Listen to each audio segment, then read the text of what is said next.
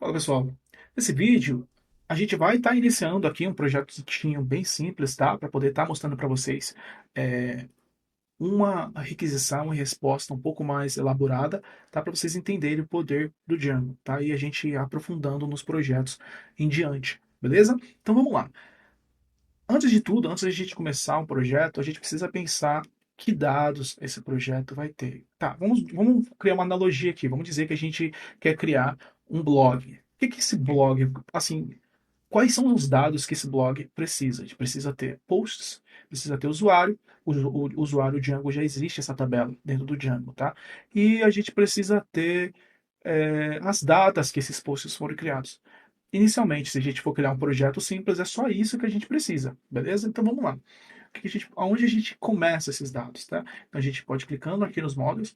O próprio Django, ele existe, ele tem essa funcionalidade chamada models.model, que ela já tem toda a funcionalidade de criação de tabelas dentro do banco de dados. Ou seja, quando a gente herda esse models.model dentro da nossa classe, a gente começa a representar uma tabela. Tá? Então, aqui eu estou falando bem por cima, tá? Porque existem muitas variedades aqui, eu estou mostrando para vocês bem por cima.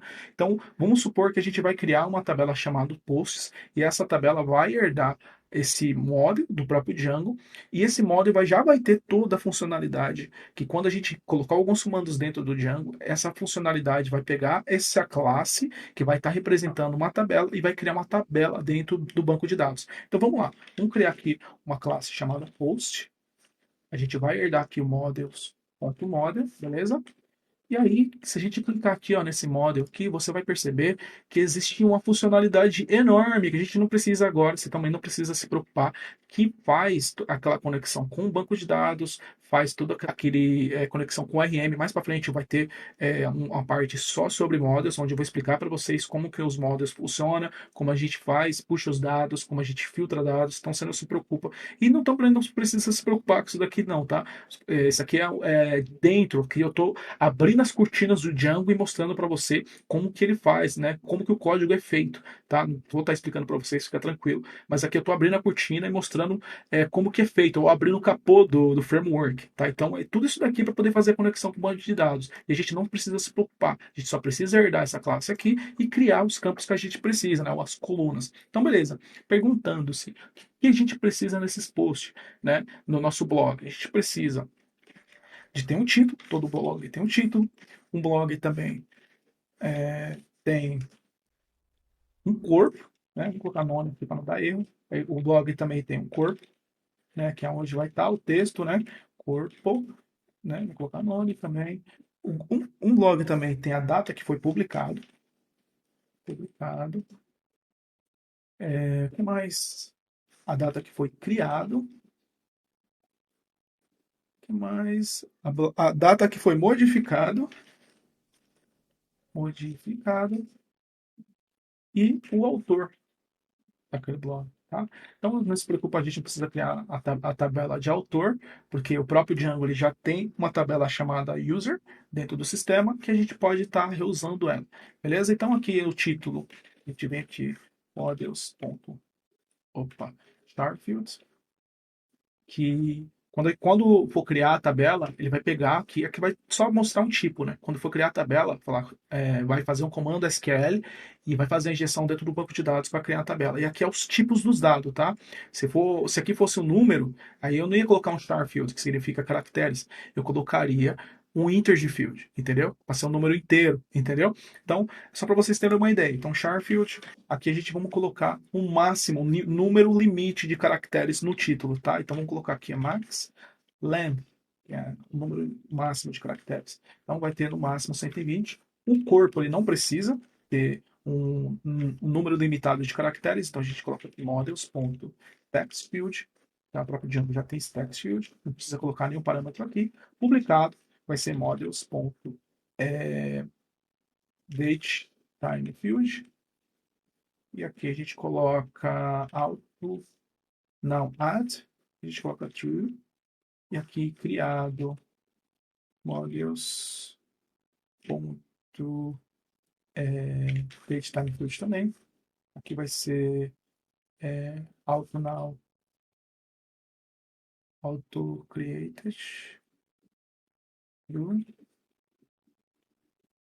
Opa, e aqui modificado models.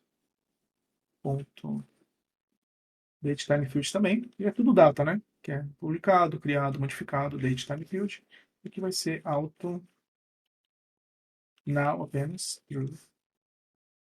E autor, a gente vai fazer uma conexão com a tabela de usuários, tá? Então a gente vai pegar um usuário. Então vai ser models.for aqui, que é uma chave estrangeira. E a gente vai colocar aqui.